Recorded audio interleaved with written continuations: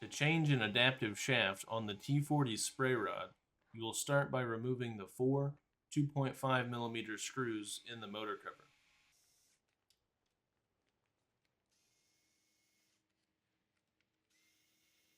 Gently pull on either side of the motor cover and pull it towards you to remove it.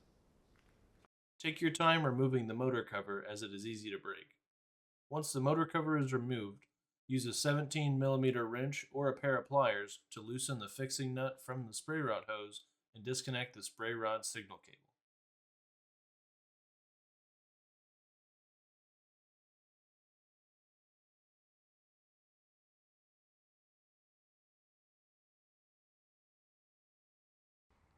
Next, loosen the quick release on the spray rod.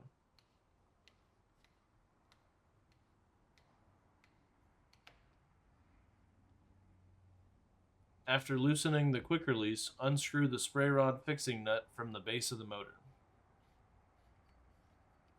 When pulling the spray rod down, be gentle as it is easy to disturb the grommet that is inside the arm. Depending on what style arm you have, you may not have a rubber grommet.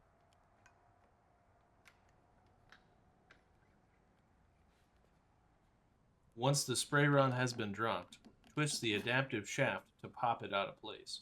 The adaptive shaft and fixing nut are very difficult to separate, so they are always swapped together. Once your old adaptive shaft and fixing nut have been removed, align the new one on the spray rod and twist it until it pops into place. Once it is in place, it will require more resistance to twist it.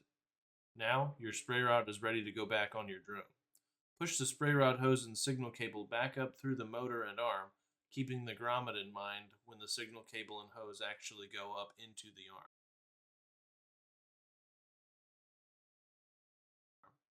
The adaptive shaft has a notch on it that must go into the slot on the motor for it to tighten properly. If the nub in the adaptive shaft isn't aligned properly, the fixing nut will not tighten all the way and there will be excessive play in your spray rod.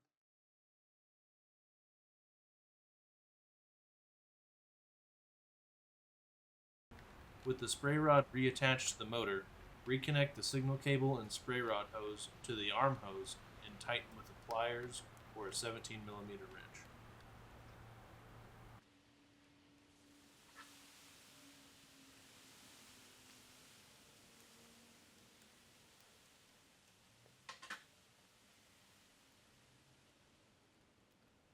The signal cable wires and hoses must be pushed back into the arm so that the foam motor cover will fit correctly.